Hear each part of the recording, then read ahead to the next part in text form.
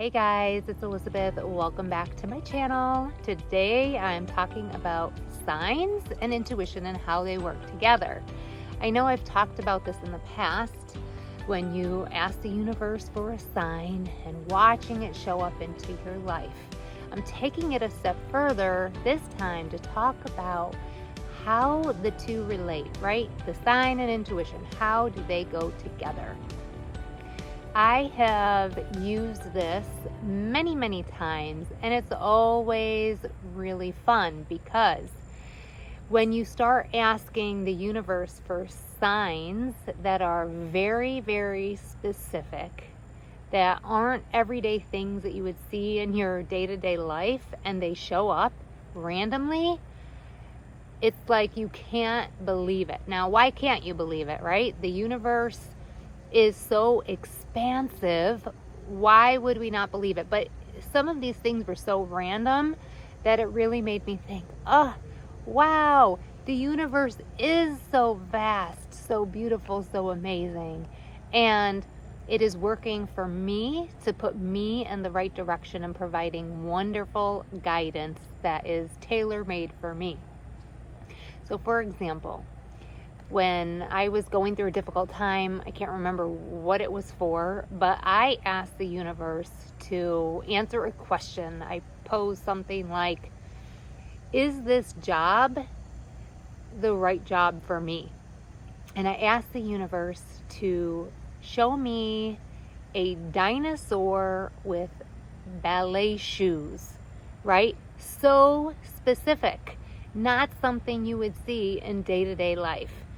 And within 15 minutes of asking, and how I ask is just in my mind, I say, if A, whatever that was, and in this case, I think it was a particular job or something, was in alignment and was a good choice for me, then give me B, and that was the dinosaur with the ballet shoes.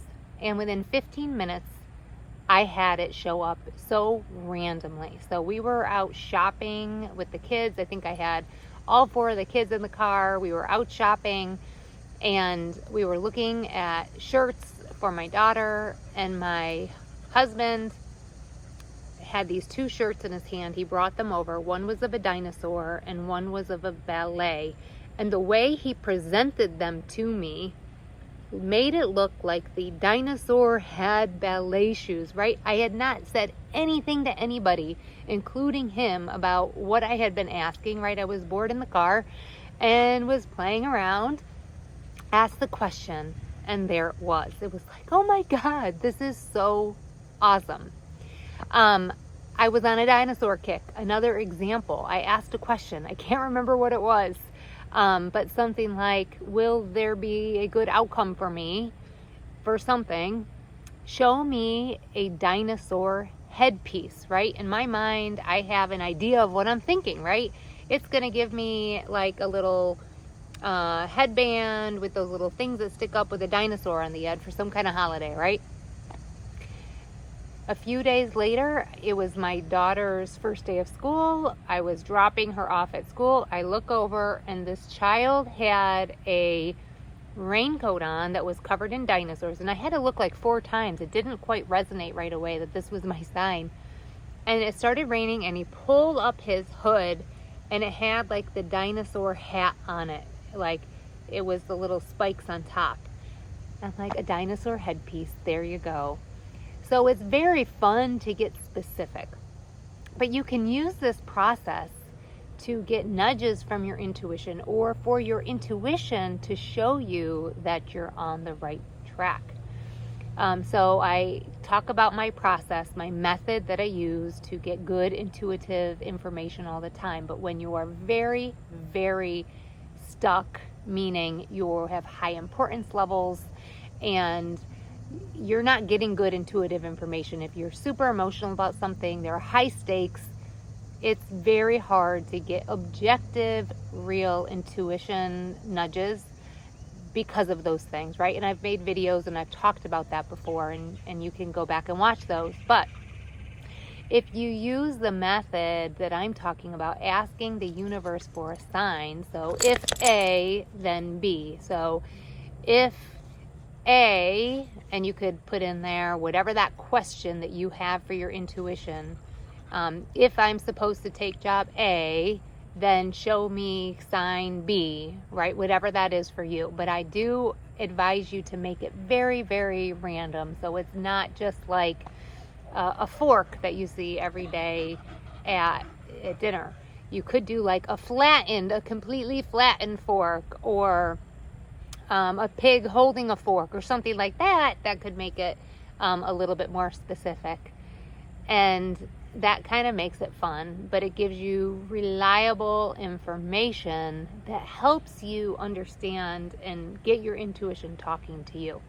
So that's how I like to use this, to kind of bypass those situations.